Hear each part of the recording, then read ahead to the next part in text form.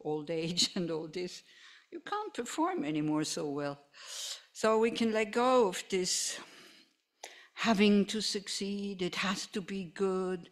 Like, also with the courses, the first question is also, nobody ever asked, did anybody attain enlightenment or whatever? It was, how many people were there? So what? I mean, it's not important. It seems that if there's many people, then it's a big success. If there's only a few people, then wow. So I don't even ask me, because I don't answer that question anymore, because I think it kind of puts pressure on the people who are organizing the courses. And then, like, I do courses in Switzerland with 3-4 people, and it's fine because it becomes very personal and we can really discuss and all this. A group like this, I tell you, I think some Swiss guys were on the Zoom this morning, they probably almost fainted seeing so many people. So I remember, I think it was a Lamrim course, and Tommy came and said, oh, I'm really sorry, the course is really small. And so I said, why? I mean, 20. And I thought, wow, So it's all relative, this whole thing. But yeah, we put ourselves under pressure, isn't it? That has to be good, has to be succeed. Even simple stuff like cooking, everything we start, it has to be delicious. Come on, I mean, this is really subjective. For some people, they love it, and some people, they hate it, like that, isn't it? But it's this identifying with our deeds instead of identifying with how we are, and to be okay how we are, even if we're not as we used to be or whatever. It's hard work, I tell you. So how was the wandering? How was it? Did you enjoy it? Yeah, people say yes. The wandering around, like I aimlessly wandering around. Yeah, right, maybe some were still wandering. Right.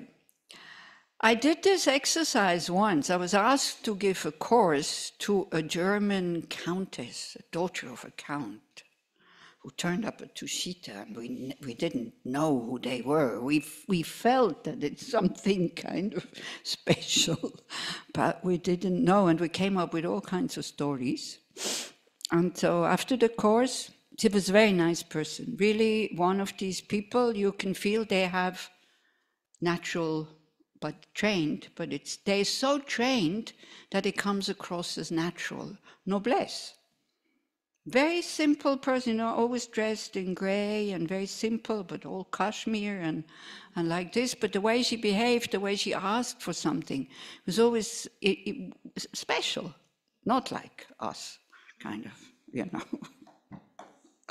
So then at the end of the course, she asked me if I could come and give something like this in their place. It's an estate near Berlin, for friends. So it's very much at the beginning of my career. So I said, yeah, why not? If I'm in Europe, if I'm in Switzerland, it's not so far I come. And what did you say today? That like the first and the last, and it should never have happened? Yeah, something like this. Because it was, the people were not really interested in Buddhism. They came because of her name.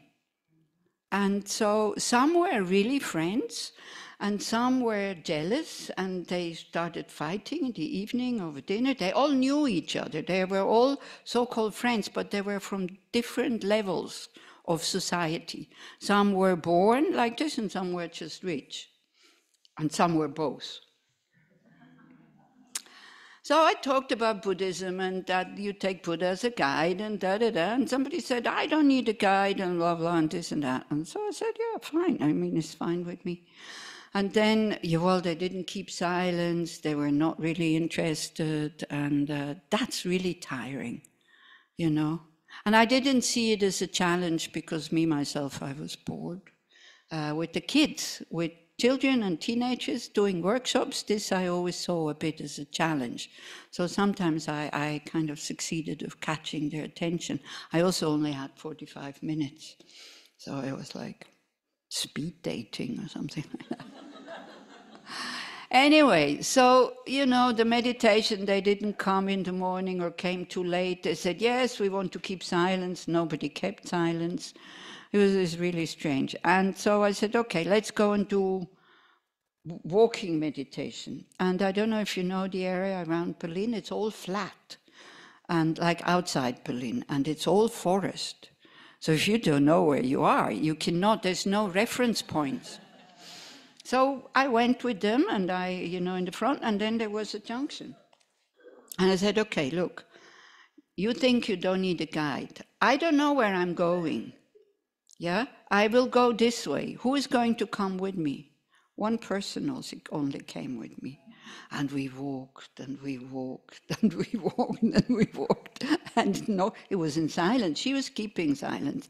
She was a friend of this countess. And then we finally reached a road. So I said, look, this is what it is. If you go somewhere where you don't know where you're going, you need a guide. Somebody who knows. Somebody that we can rely on. So that was that experience with the high society. Yeah, it was interesting. And they were Teresa is her name. She was very, very kind. And really special. You can see that this noblesse can be trained so that it comes across as natural. Now what we did, like going into the clear light and all this is our nature. Kindness is our nature. Compassion is our nature. Wisdom is our nature. But it's kind of crazy, isn't it? Somebody else has to come and tell us that we don't know it. And then sometimes we don't even trust it. And then we don't look for it. And then we look for what this, when we are in this nature, there's no duality. We're totally one with that clear light and all these qualities. So then when somebody comes and says, look, I know the way out of this suffering, I can lead you to a place where you are able to live your values spontaneously. We say, no, it's too much work, it's too much effort. Or also we don't have the karma, right? We don't have the karma to be attracted, to be open, to be this. It's like, also at one point somebody said to Lodro Rinpoche, she said, I will bring my husband and to the course. And Rinpoche said, no, why? There's no point if you don't want to come. He said, you need a lot of merit to be able to understand, not just intellectually, but to really wanting to practice. So if you're of these people, then feel very fortunate. If you have kind of, oh no, it's religion, and wow, I don't know if I can trust it, it's fine, it's okay. Then you find your own way. But you can only find out if the way that you want to go is kind of worthwhile if you put it into practice. And sometimes you see it works, but it can be very, very painful. It's like an operation. You have to do it whether you want or not. So it's painful, but you know that you have to do it. And in order to follow a spiritual path, whatever, it's really good to know the basis, what you're working at, how you're going to work with it, and the result. Because otherwise it becomes really like just wandering about. I was kind of thinking about this, like not aimlessly kind of, it's true, at one point is aimlessness, what's the other one? Hopelessness? No, aimlessness, hopelessness, emptiness. I think these three characteristics. But in order to be really aimless, we need to first know where we want to go and then maybe let go. I know it sounds totally contradicting, and Buddhism is, for us, very kind of not flexible people, can sound very contradicting, because it has two levels, the ultimate level, which is emptiness, and then the conventional level, which is dependent arising. So we need to know where it comes from. Or as they say, in order to let go of concepts, we have to have the right concepts first, and then we have to let go of them. As the Buddha says, my teachings are not true. Oy, for Israelis, this must be terrible, because you're so attached to what is true. Yeah? Isn't it? Do you remember? Do you remember the discussions that we have about free will? And what is the truth? The truth. So how can something be true when somebody else can have another opinion about it? So it's not possible, it's just different.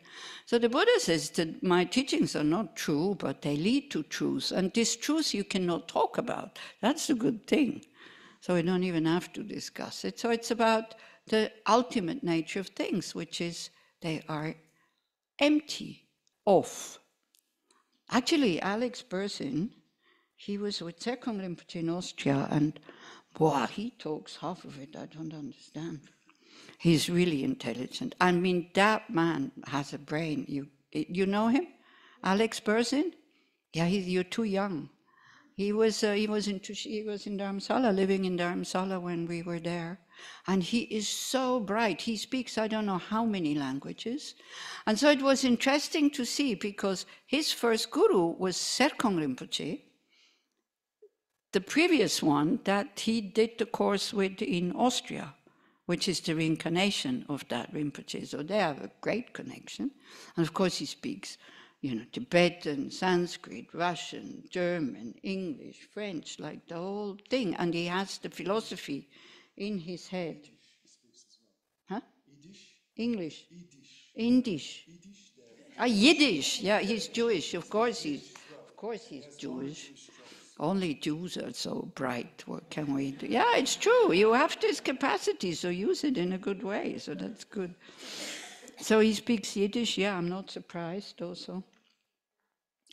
And so he said he doesn't use the word, because he made his own vocabulary, because he has all these languages that he can compare. And so he uses voidness. He doesn't use emptiness. So if you prefer voidness, that's also good. Because he says emptiness implies that something is there that is now not there anymore. Voidness is nothing was ever there. Yeah? So that's that. Then another thing I maybe wanted to say about, when Boaz was talking about your death is not just yours, yes, of course. The more you can be considerate about others, then the easier you die, because it's not just about me. Yeah, so that's very good. And also, I had a very good friend of mine who was a Buddhist practitioner. She created the center in Bern, and then she died maybe a year and a half ago. And she had always very, very low self-confidence. She was always doubting herself, and, there was no way to kind of clear it up. She was so kind, and she really liked to help and be of benefit. Whenever somebody needed something, she had time, she would be there. So then after she had died, people started to, because she was part of more than just one group, they started to write all these beautiful things. And I thought, gosh, why didn't they tell her that before, while she was still alive? So don't wait to say these things. Otherwise, somebody died, it was Kamtrul Rinpoche. This is Tibetan humor, maybe, I don't know.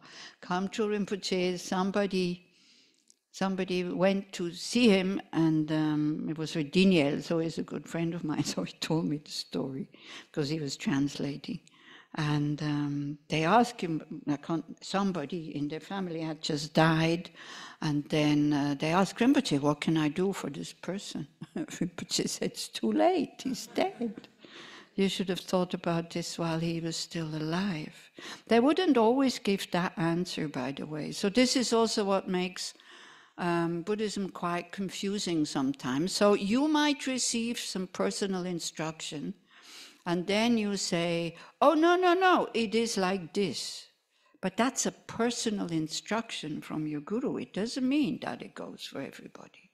Yeah, so this is why also sometimes, it is said that this is the way it is, and sometimes it is said, no, that's the way it is, and both are okay for that person who received that advice. Was at one point in Geshe-dawa at the library, somebody said, oh, but sometimes like this, sometimes like that. And then he said, yeah, that makes things interesting if it's always the same way. And that shows conventional truth, that it's not true. If it would be true, then it would really be either that or that. But it's not like this. So also the questions that you're asking, of course I will try with the help of Boaz to give you some coherent answer tomorrow. But it depends so much on the situation, on the individual, on circumstances, on days sometimes. Same person, same situation, but different day, and then this is not appropriate anymore. So the more you don't want to go as a savior, the more maybe you go humble, kind of. Although, one tries to give people a lot of tools and methods, but then don't think you know it all or whatever. Go still open, and that's always the best, I think. Yeah, so before you go in, take a few deep breaths, and you think, I don't have to save the person. I'm just going to be there, something like that. Then you get in contact maybe with your own heart and with your own diability and with your own being useless at one point. That this is also, this Tsongsa Khyentse Rinpoche, for many years, you practice bodhicitta to be of benefit to others, to be of benefit, to practice sixth perfection, this and this. And then he says, once you have done this, you have to learn to be useless. That's much more difficult. To be a happy, useless person. Yeah, so, but we can only do that once we know that we can be of use. So then we have this self-confidence that we can do something and we can be of benefit, and then we start to see how attached we are of being of benefit, right? So it's complicated. It's very complicated, this whole thing. And the more your mind is calm, and the more you are also concerned about others and can let others in your heart, the easier it becomes. The more you see that we're all the same. As His Holiness very often says, and also scientists say, we all have two eyes, one nose, one mouth, two ears, well, most of us. Okay, maybe different color skin, but if you take the skin away, I wonder if we would recognize each other without the skin. I doubt. I don't know if we want to recognize. Yeah, we would be, something that we are so attached to when the skin is covering this whole ugliness of the body, right? Then it's one of the meditations when you're attached to another body as a monk or as a nun, you visualize the person without skin, They don't want to do it, maybe. And then you think, okay, where is the beauty? If the skin is there, so the beauty must be in the skin. So here you have the skin hanging, and then you look for the beauty in the skin. But not there. Is it in the skeleton and in the flesh? It's not there. Yeah. So again, it's like attachment to something that by nature is, if the mind is not attached, it would not be able to bear it. Okay, so wandering around aimlessly, but I quite like to have a guide, to be honest. And we will choose the guide, Nrezig, this evening. I sent you the text by email, so that maybe you can share it if we still have some people on the Zoom, and I don't want to hold you for too long. So you have Nrezig there. Maybe during the day you have had a look at the image. It takes a long time to be able to say the white face is in the middle And on the right is the green, and then here's the red, and then here's the green, and here's the white, and here's the red, and then there's the red, and then there's the white, and there's the green. It takes a long time, I tell you, so don't even try. Okay, because it's familiarization. Visualization, you need to be familiarized. People say, I can't visualize. Okay, close your eyes and visualize your favorite shop where you buy your salad or your grocery. Just do it. Something appears, clear image. Yes, of course, because we're familiar with it. We took precepts today. We don't want to visualize the shop. Yeah, we do, and then we give all the things to other beings. Needs to be something that we're interested in also. Right, so you can, but we're just not familiar with it, that's all. But you can, as we do the prayer to Nrezig, the compassionate eye-looking one, you can take another form, that's perfectly okay. Right, so it doesn't have to be that one, but you can take that form. You can take source of light. So that will become your guide. So if it is a guide, I mean, it has to be somebody or something that knows more than us. And it has to be a guide that leads us somewhere where we want to go. So you need to know where you want to go. And then you need to know whether that guide kind of has the ability to lead and guide us there. Otherwise, you know, you become like me in Berlin forest there. I was scared after a while, but then I was very relieved when I found the road.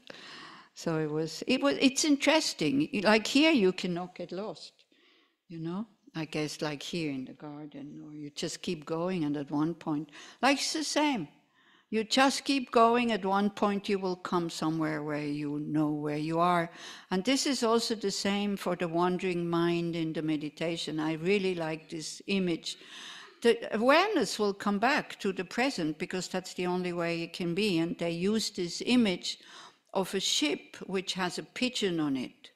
And the pigeon sometimes flies off and goes out and like this, but the only place it can come back to is the ship. And so the only place where your awareness can come back to in the awareness or mindfulness meditation is here, the present. So that's quite good to know also, not to, I have to keep it here. And it will get used to be there. It will get used to, it's just a habit also. You know, I can see when we have people in the course who are used to meditate, we only have to say, okay, now let's sit. Although everybody is sitting, but they adjust themselves. And then almost automatically, if you're used to do these things, the mind goes to the breath or wherever it goes, to your object of meditation. So that's really good to know also that it's all familiarization, it's all habit. And as Venerable René says also, this is very nice. He says at the beginning, our mind is like water. You know, you pour it somewhere, it just goes in all directions. Wherever there's the least kind of, or wherever there is kind of gravity. But if you keep pouring the water always at the same point, slowly, slowly it starts to make a channel. And if you continue to pour it always at the same point, but that's it. You have to keep pouring it. It will make a channel that is deep enough that it doesn't go out anymore. It's training. And then, so having a guide in that training, having somebody that inspires us, for me, this is necessary. I told you, it needed, if I have doubts, I cannot have doubts that Kitty Tengchen Rinpoche is a Buddha, because he, without, becoming personal and telling me, you have to do this, you have to do it, just by being there and by giving me teachings, he succeeded in me becoming serious about this path. As I said, an idiot like me. And I don't know how familiar you are. Yeah, I know myself. You don't know me. How can you doubt what I'm saying?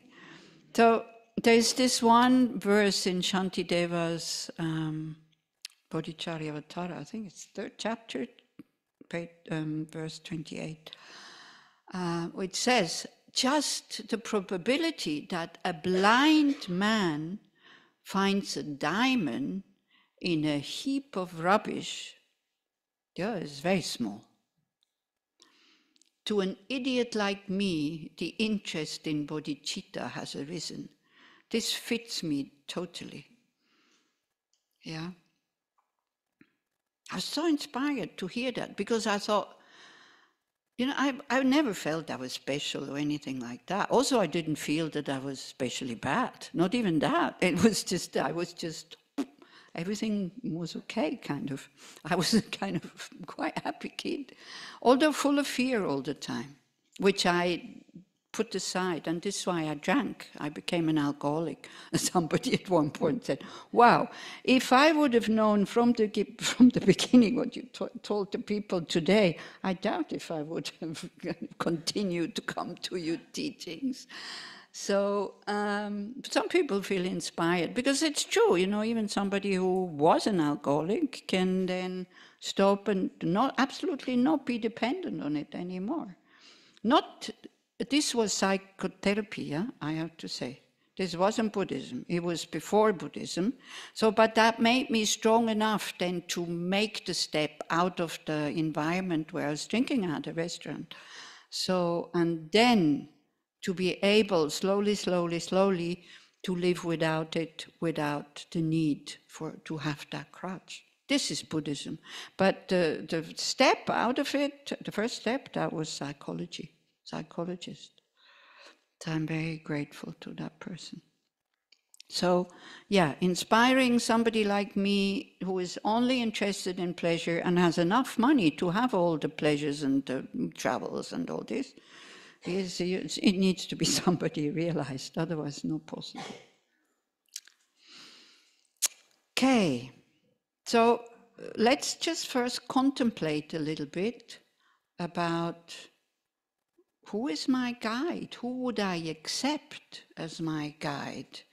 Because, we ask for guidance, but then we have to see, am I ready to be guided? Do I not bring all my preconceptions and all my opinions into this whole thing? It's not easy for the gurus to guide and lead us, because they're not allowed to criticize us, because then we think he doesn't like me. Because we only want to be praised, although we want to grow. This is the Western mind, so attached to praise, to feel okay about ourselves. So close your eyes maybe and go inside, look inside. Role models. We want to grow, I guess, isn't it? I mean, grow. We want to be something. So of course, now again, aimlessness, hopelessness, emptiness, all this, yes, that applies, but not to all of it. Because not knowing what we want and then aimlessly wandering about, my opinion, I'm not sure if that would work. So ask yourself, who is my role model? Then if it's, what's his name, Elon Musk, you're in the wrong place. Definitely. Or, I don't know, what's her name, Taylor Swift, or somebody like this. This we cannot teach you. I mean, this guide is not leading you there. But if you want to be 89 years old and just appear in public without saying much, and people who have seen you are totally happy, then maybe this guide will bring you there. Because that's Nrezig in person, the Dalai Lama. This ability just to be present and people go out and they're totally happy. And while we are happy, we're not doing anything negative.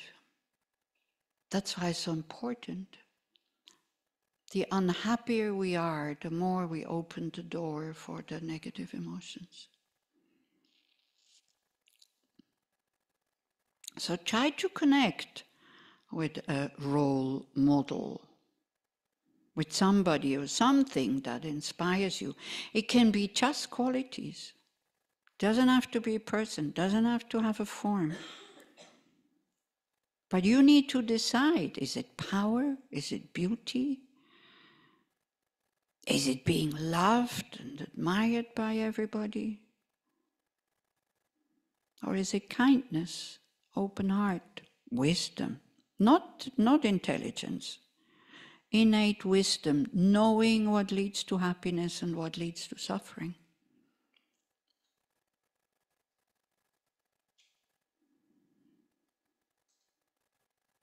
And being compassionate, having the courage to sometimes to be tough. Even maybe the people don't like us anymore.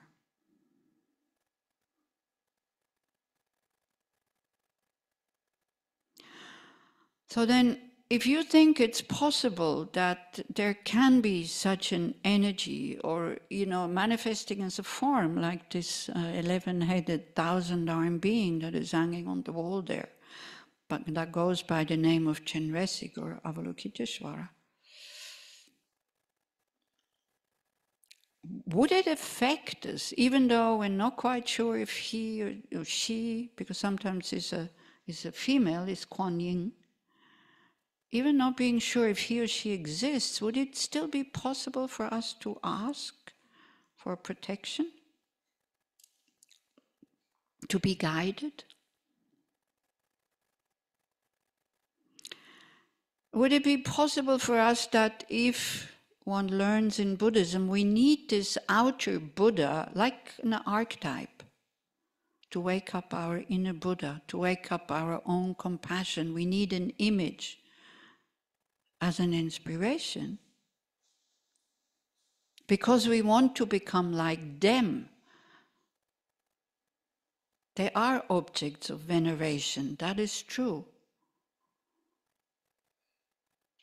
But in order to make our aspiration to be like them, to become oneness with them, to strengthen it, to nourish it, if you can accept that, knowing really clearly an awakened being that we call a Buddha, because Buddha means awakened. An awakened being is not omnipotent. It can inspire us, it can guide us, it can give us methods that we can apply to attain a state which is free from suffering and the causes of suffering. So in this prayer to Nrezig, we are asking for protection in situations that we will encounter life after life after life after life. So when we ask the Buddhas for protection, this can be misunderstood. So when karma ripens, positive or negative karma, the Buddhas cannot reverse that process. If the seed has brought a plant, you cannot make it go back to be a seed.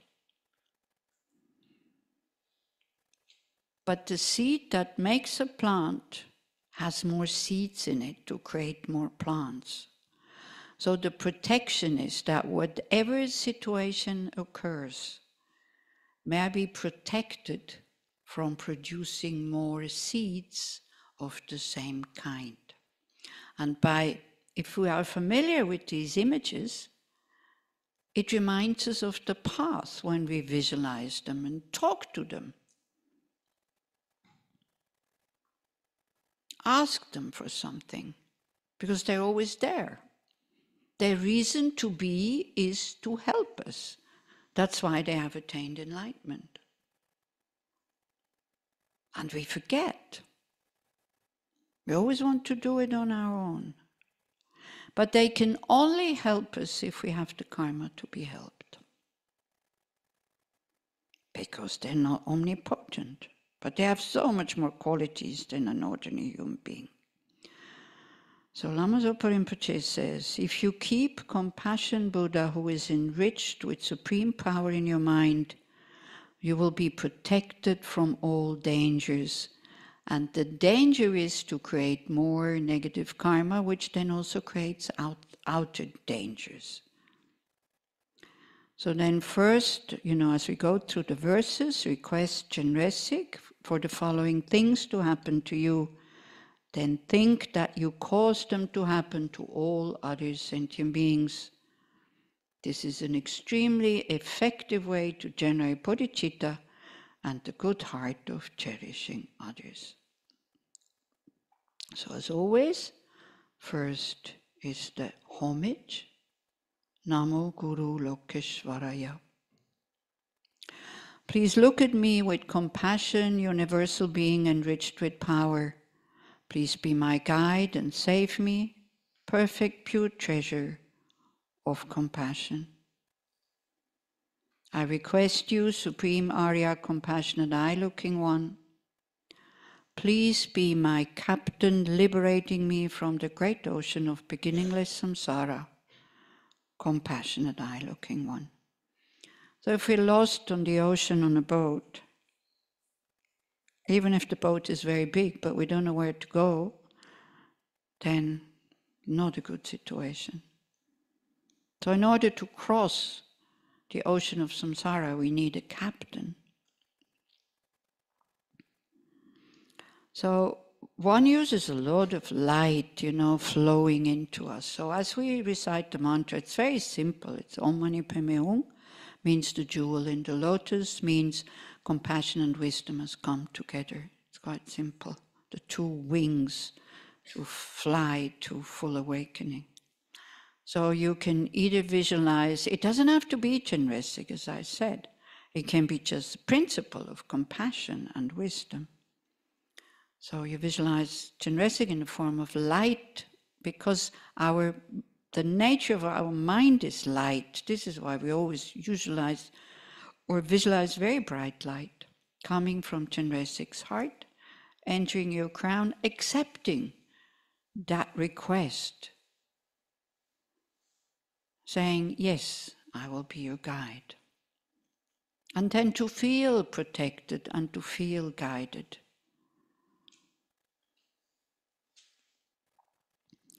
Om Mani Padme Hum, Om Mani Padme Hum, Om Mani Padme Hum, Om Mani Padme Hum, Om Mani Padme Hum, Om Mani Padme Hum, Om Mani Padme Hum, Om Mani Padme Hum, Om Mani Padme Hum, Om Mani Padme Hum, Om Mani Padme Hum, Om Mani Padme Hum. Then the next one. When I am obscured by the darkness of ignorance, please be my illuminating light, Compassionate Eye-Looking One. We all know how confusion feels, especially as you get older and you're not so clear anymore. So having somebody who has this wisdom to show us the right path is so precious. And again, asking Nrezig to be my illuminating light is for me to use my own wisdom when the mind is calm.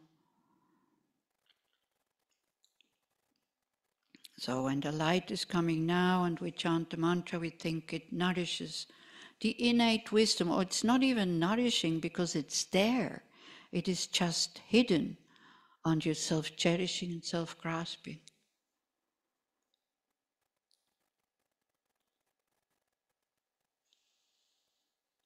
To think that this wisdom is being discovered, uncovered, all the self-cherishing, all the self-grasping grasping disappears because it doesn't exist from its own side. So it's kind of quite easy to clear up confusion with wisdom. No mani padme hum, Om mani padme hum, Om mani padme hum, Om mani padme hum, Om mani padme hum, Om mani padme hum, Om mani padme hum, Om mani padme hum. So as it says at the beginning, you know, when we think like this, of course, we are asking for ourselves, but then we also ask for all others. And we're asking this especially for the people who are still being held captive in Gaza, for the people who suffer because of this war, and especially for the people who have power to make decisions, that they also will be led by their own compassion and wisdom. Because they also have it, believe it or not. It's just very covered. Then the next one can be quite helpful in the instant. When I have a blazing fire of anger towards my enemies, please be the waterfall that extinguishes it, compassionate eye-looking one. So there you can have this image, you know, it can be cold anger also, but in general, anger is quite hot. And you take, you know, you think that, you know, bucket of water is coming, and just goes, and that's it. Me, it helps, because when I do this, when I remember to do this, when I feel anger arising, then I remember what I really want. I don't want to be an angry person. And it's not suppressing it, it's working with it, it's looking at it, recognizing it clearly, and clearly saying, this I don't want, and using an antidote, this image with the help of Nrezig, but there's many other antidotes. So just, you know, we're just presenting that as a possibility. If you're absolutely not inspired, I'm not sorry. It's like, that's it. We cannot be inspired by everything. It's just one of the many methods. So maybe you remember it next time. When I have a blazing fire of anger towards my enemies, please be the waterfall that extinguishes it, compassionate eye-looking one. Om mani padme hum, Om mani padme hum, Om mani padme hum, Om mani padme hum, Om mani padme hum, Om mani padme hum, Om mani padme hum, Om mani padme hum. Next one. When I have violent waves of attachment towards my friends, please help me realize the ultimate nature, compassionate eye-looking one. The ultimate nature being impermanent and not existing from its own side. They are not friends from their own side. They become friends when I decide that they are my friends. And in spiritual terms, a friend is somebody that I wish them well. Even they hate me, is still a friend. Worldly view is a friend is somebody who is good for me. That is a friend. When they stop being good for me, goodbye. But everybody can be our friend in spiritual terms. Somebody that I wish them well.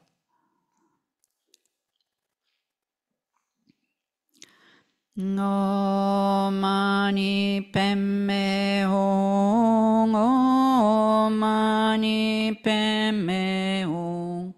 Om Mani Padme Hum. Om Mani Padme Hum.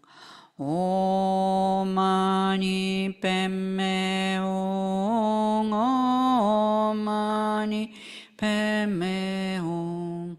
Om Mani Padme Hum. Om Mani Padme Hum. When I am bound to my possessions by the knot of miserliness, please be my manager of giving, compassionate eye-looking one. It's not through saving that we have in abundance. It's by giving that we will have in abundance.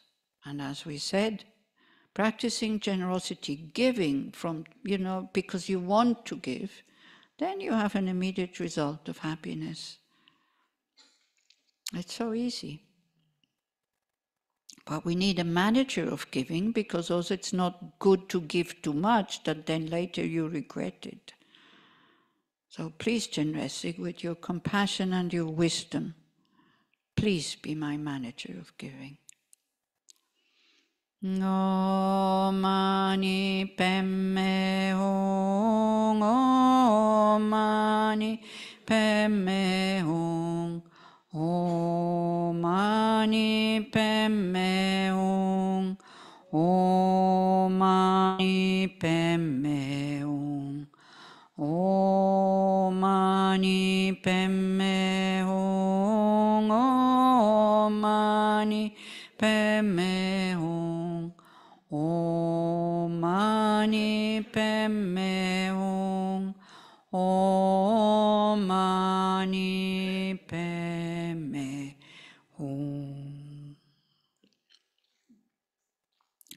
When I am intoxicated by the 5 poisonous delusions, please be my king of medicine, compassionate eye-looking one. The 5 poisons: attachment, aversion,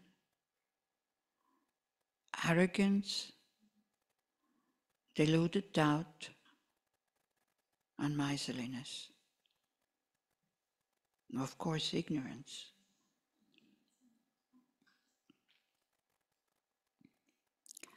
Om Mani Padme Hum. Om Mani Padme Hum. Om Mani Padme Hum. Om Mani Padme Hum. Om Mani Padme Hum. Om Mani Padme Hum. Om Mani Padme Hum.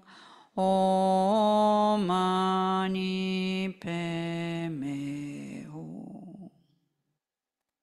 Actually, I think I was a bit wrong about these 5 poisons. There you go.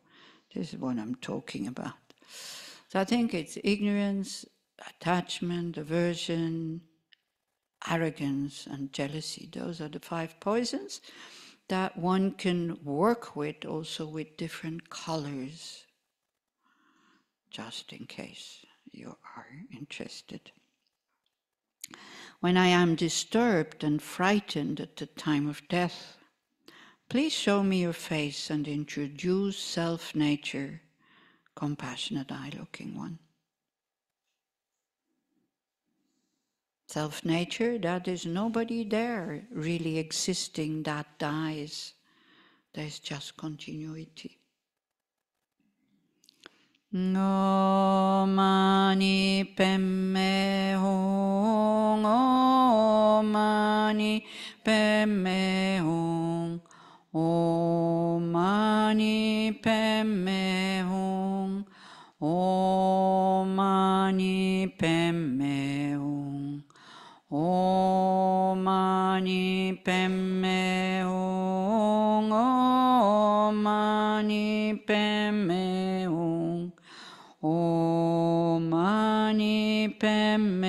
hung, Om Mani Padme Hum. And it goes like beyond death. When I am surrounded by the karmic messengers of Yama, Yama is the Lord of Death, please be my refuge and guide, compassionate eye-looking one. So if we can remember our practice, our refuge, the Buddhas, or whatever, it can be Jesus, it can be any other object of refuge that you trust, that they will guide you through this very dangerous period of what they call the bardo, because we can fall into the lower states. And then we feel protected and guided, we'll be okay. Because again, it's basically our own innate wisdom and compassion that is guiding us. Om Mani Padme Hum, Om Mani Padme Hum, Om Mani Padme Hum, Om Mani Padme Hum, Om Mani Padme Hum, Om Mani Padme Hum, Om Mani Padme Hum, Om Mani Padme Hum. When I'm traveling the unknown, dangerous path of the intermediate state, please be my close relative, compassionate eye-looking one. Because in the intermediate state, we have zero control over the mind. Like in a dream, it goes from here to there, doesn't finish one story, already goes to the next. Very confusing. So close relative that acts as a guide, very helpful. And also, as they say, these peaceful and wrathful deities, they appear in the bardo. So it's also not such a bad idea to make ourselves familiar with it. Om Mani Padme Hum, Om Mani Padme Hum, Om Mani Padme Hum, Om Mani Padme Hum, Om Mani Padme Hum, Om Mani Padme Hum, Om Mani Padme Hum, Om Mani Padme Hum. When I am wandering, seeking an uncertain birthplace, please take me to your pure land, compassionate eye-looking one. So if we already know now we want to go there, this is it's the pure land of Amitabha, is Devachen or Sukhavati.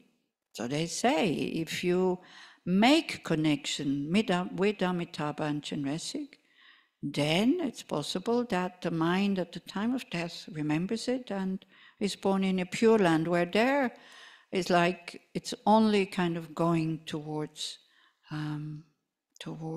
enlightenment. So there's specific prayers also to be made to be born in Sukhavati.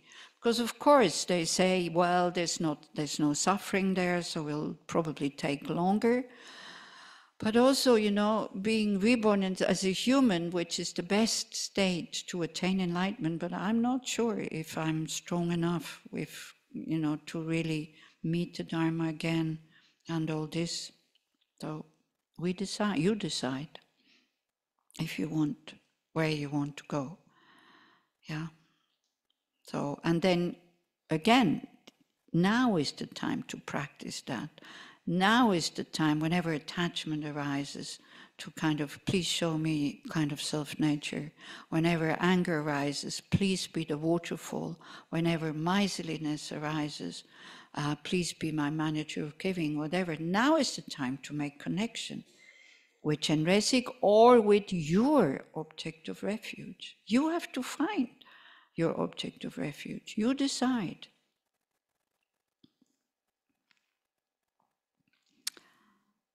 When I am experiencing the suffering of karma in the womb, please cover me with the tent of light, compassionate eye-looking one. No mani padme hum, Om mani padme hum, Om mani padme hum, Om mani padme hum, Om mani padme hum, Om mani padme hum, Om mani padme hum, Om mani padme hum. When I have taken the body of an unknowing baby, please be my supreme virtuous friend, compassionate eye-looking one.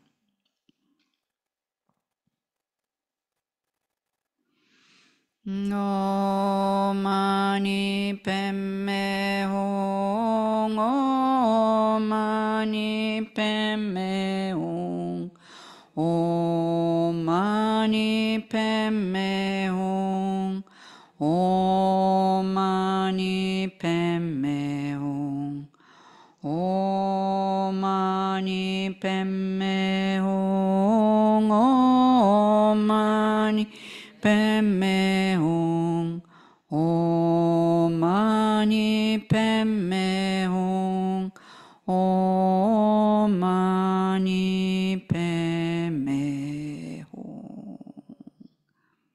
When I always visualize you on my crown, make offerings and praise you, please be my root guru, compassionate eye-looking one.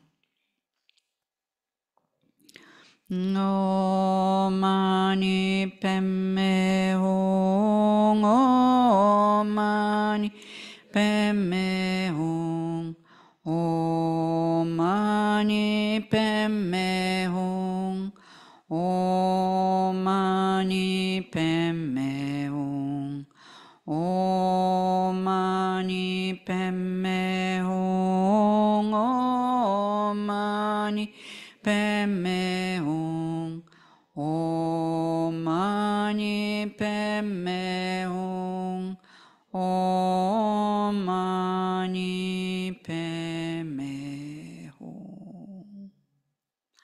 When I visualize you on my heart lotus, make offerings and praise you, please be my mind seal deity and the host of deities, compassionate eye-looking one.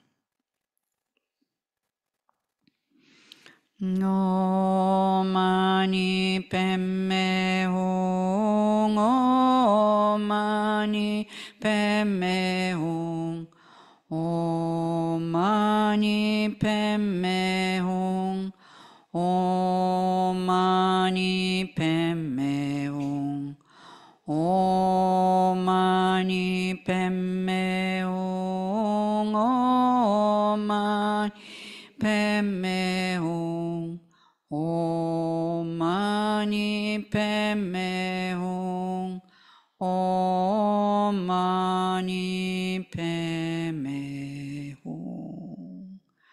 When I experience the obstacles of bad outer and inner conditions, please be my Dharma protector and pacify them, compassionate eye-looking one.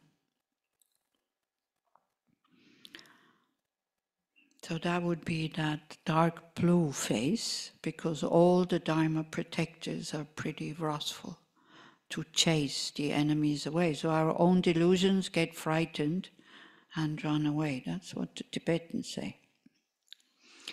Om mani padme hum, Om mani padme hum, Om mani padme hum, Om mani padme hum, Om mani padme hum, Om mani padme hum. Om mani padme hum. Om mani padme hum. When my mind is tormented by hunger, thirst, and poverty, please count whatever attainments I wish, compassionate eye-looking one. Om mani padme hum. Om mani padme hum. Om mani padme hum. Om mani padme hum. Om mani padme hum. Om mani padme hum. Om mani padme hum. Om mani padme hum. The last one. When I make requests with the continual sound of the 6 syllables, Om mani padme hum, please always look at me with compassion, compassionate eye-looking one. So requesting these things, we open up ourselves to receive the help of the realized beings. But we need to ask, we need to request, otherwise we're not open. Om mani padme hum. Om mani padme hum. Om mani padme hum. Om mani padme hum. Om mani padme hum. Om mani padme hum. Om mani padme hum. Om mani padme hum. So we just sit, look at the state of our mind, no judging, just looking.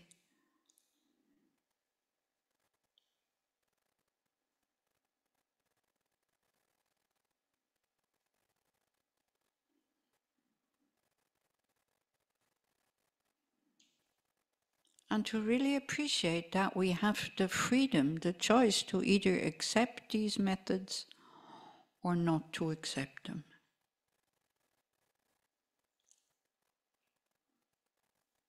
People here will still appreciate you, even if very openly you say, can't do anything with that. It's fine.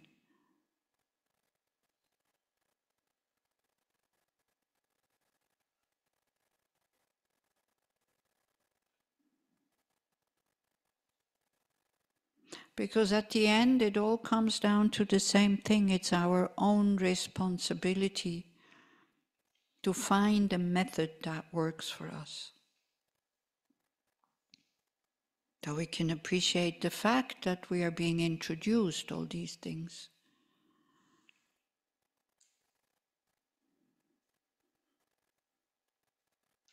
And you don't have to take it if you don't want it. It's fine. It's a bit like a department store. A department store has many things. Some of it you need, some of it you want. Most of them you don't need, you don't want, but you're not getting angry or upset because they are on offer.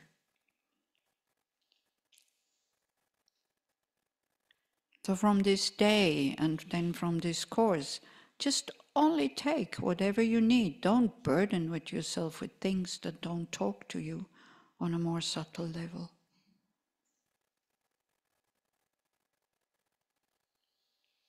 Be wise. Let your heart speak, not your mind.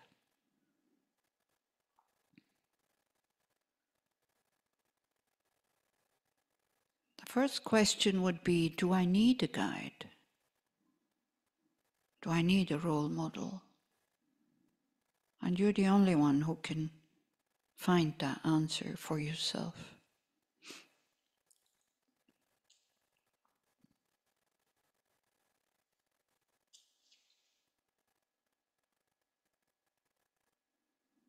So then again, to end the day, we dedicate, and we do kind of, first we dedicate all the positive energy that we have created together so that we all become a role model, an inspiration for others, so that we can live our values spontaneously, uninterruptedly and effortlessly, naturally.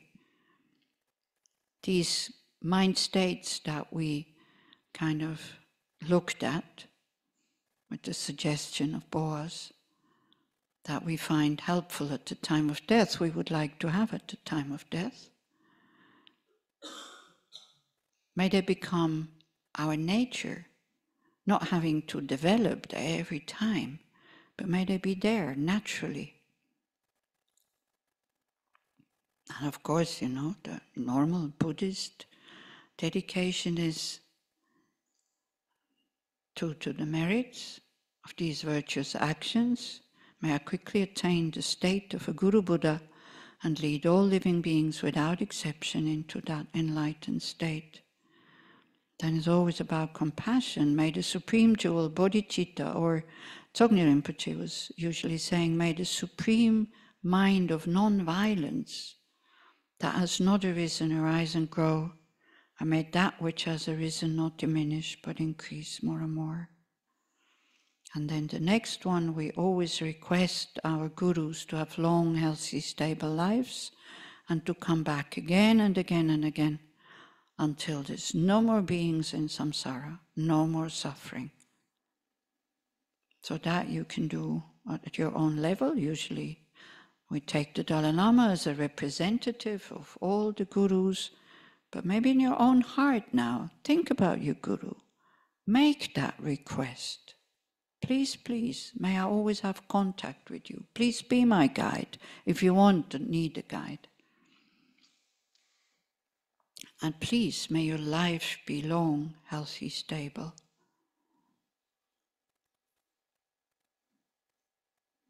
And then, so due to the merits of spending time thinking about death and dying, and we can't say discussing, but for you is listening, for Boaz and me is talking, for Orit is organizing and all the other helpers.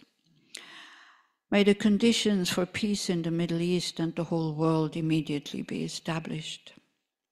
May all citizens everywhere enjoy complete freedom from violence, war and oppression, and may they live in safe environments. May everyone who has the right of freedom of speech speak with kind and helpful words to create unity instead of hatred and division. May all the hostages and their families be united, alive. May they not remain traumatized, and while in captivity, may they be provided with all their physical and mental needs. May all who have been uprooted from their homes return and the destroyed homes be rebuilt. May all who have and are dying in this war be immediately reborn in a pure land and quickly attain the deathless state free from suffering. May all who protect their homeland be safe from receiving and giving harm. This is a bit tricky, so please don't feel offended. May the settlers stop attacking the Palestinians and Bedouins in the West Bank. May the terrorists stop attacking the Israelis, and may the Palestinians and Bedouins have and receive all the resources they need to survive. You might not be kind of agreeing with that, but may all terrorist attacks around the world be stopped. May hatred cease and friendship and mutual respect become the guiding principle of the whole area and the whole world. May all children, women and the elderly be protected and respected everywhere. May all the politicians and people who have the power to make decisions be far-sighted, develop bodhicitta, think about how to create peace, have respect for each other and being able to live together. May the doctrine of all religions benefit all sentient beings of this world. May all sentient beings be free from suffering and the causes of suffering and attain peerless happiness.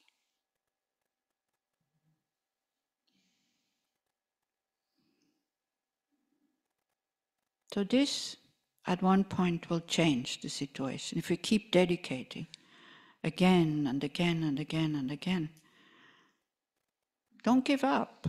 Giving up is not changing anything. But whatever positive energy we create, we immediately give it away for the situation to be able to change. And we worked very hard, so we created a lot of energy today that we can put into that side. Don't lose hope. There's no point. There's no point. Things will change. They will change for the better or for the worse, but they will change. Okay, so thank you very much and good night. You really earned your sleep. Boaz, would you like to say something? Wait, first.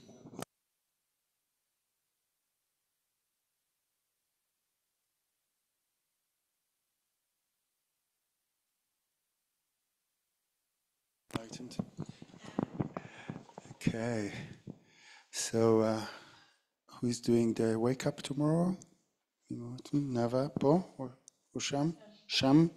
יש לך את יודעת את מי את מאירה? ופה מי?